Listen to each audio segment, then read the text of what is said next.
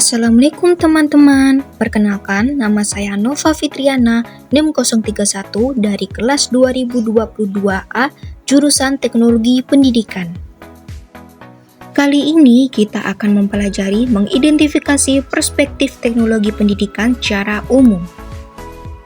Yang pertama yaitu mendeskripsikan TP dari konstruk teori bidang garapan dan profesi. Konstruk teori teknologi pendidikan. Yang pertama yaitu teori konstruktivisme. Dalam bentuk konstruktivisme, teknologi pendidikan dilihat sebagai alat untuk mendukung pembelajaran yang dipandu oleh siswa. Teknologi pendidikan digunakan untuk memungkinkan konstruksi pengetahuan oleh siswa, di mana mereka aktif membangun pemahaman mereka sendiri melalui interaksi dengan konten dan lingkungan pembelajaran. Yang selanjutnya yaitu teori penerimaan teknologi. Teori ini menyoroti bagaimana individu menerima dan mengadopsi teknologi, termasuk teknologi pendidikan. Faktor-faktor seperti kegunaan dan kemudahan penggunaan dianggap penting dalam penerimaan teknologi oleh pengguna. Selanjutnya yaitu teori pembelajaran kolaboratif. Dalam konteks kolaboratif, teknologi pendidikan digunakan untuk mendukung kolaboratif antara siswa, guru, dan bahkan antara institusi pendidikan.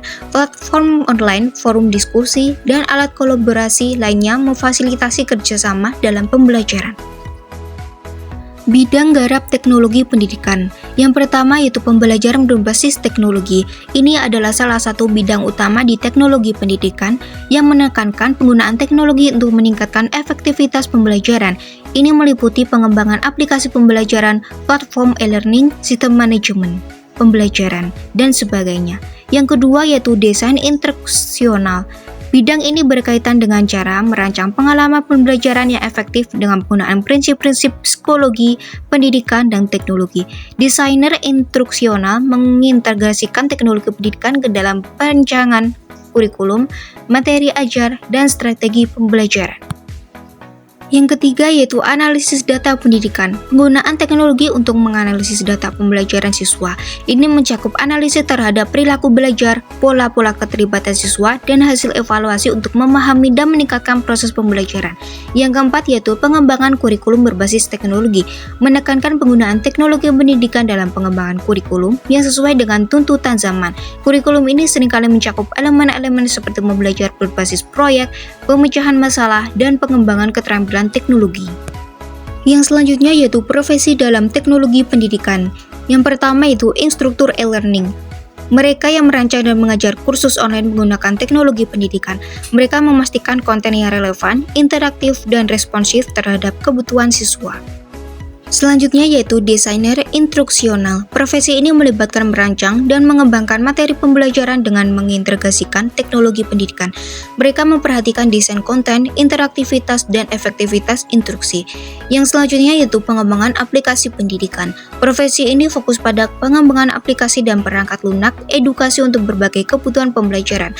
Mereka menggunakan prinsip-prinsip desain dan pedagogi untuk menciptakan alat yang efektif. Selanjutnya yaitu ahli analisis data pendidikan, mengkaji data dan memberikan wawasan yang berguna kepada pendidik dan lembaga pendidikan. Mereka menggunakan teknologi pendidikan untuk mengumpulkan, menganalisis, dan melaporkan data pembelajaran. Selanjutnya kita beralih pada materi mendeskripsikan pengembangan teori 13 perspektif historis 13 teknologi pendidikan. Perspektif historis 13 teknologi pendidikan adalah sebuah kerangka kerja yang menggambarkan evaluasi teknologi dalam konteks pendidikan. Teori ini mencakup 13 fase atau perspektif yang mencerminkan perkembangan teknologi pendidikan dari masa ke masa. Berikut ada deskripsi dari masing-masing perspektif tersebut. Yang pertama yaitu perspektif prasejarah sebelum 1900-an. Pada periode ini pendidikan didominasi oleh tradisi lisan dan pengajaran langsung antara guru dan muridnya. Buku-buku langka dan alat tulis sederhana seperti papan tulis menjadi alat utama dalam pembelajaran. Yang kedua yaitu perspektif prasejarah sebelum 1900-an. Pada periode ini pendidikan didominasi oleh tradisi lisan dan pengajaran langsung antara guru dan murid. Buku-buku langka dan alat tulis sederhana seperti papan tulis menjadi alat utama dalam pembelajaran. Yang ketiga yaitu perspektif audiovisual pada tahun 1920 sampai 1940-an. Penggunaan proyektor, radio, dan film dalam pendidikan semakin meluas. Materi-materi audiovisual digunakan untuk memperkaya pengalaman belajar siswa. Yang keempat yaitu perspektif sistem instruksional pada tahun 1940 sampai 1950-an. Pada fase ini pendekatan sistematis dalam perencanaan proses pembelajaran mulai muncul. Instruksi, program, dan teknologi lainnya digunakan untuk merancang kurikulum yang lebih efektif. Yang kelima yaitu perspektif sistem manajemen pada tahun 1960-an. Teknologi komputer mulai digunakan dalam manajemen pendidikan. Sistem komputer digunakan untuk mengelola data siswa, jadwal pelajaran, dan administrasi sekolah lainnya. Yang keenam yaitu perspektif revolusi mikron komputer pada tahun 1970 sampai 1980-an.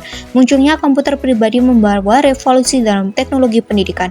Guru dan siswa mulai menggunakan komputer untuk aktivitas pembelajaran seperti pengetikan, penghitungan, dan presentasi. Yang ketujuh yaitu perspektif pengajaran dan pembelajaran pada tahun 1980 sampai 1990-an. Fokus pada penggunaan komputer sebagai alat untuk mendukung proses pengajaran dan pembelajaran. Pengembangan perangkat lunak, pendidikan, dan interaktif mulai berkembang pesat. Yang kedelapan yaitu perspektif teknologi pendidikan multimedia pada tahun 1990 sampai 2000-an.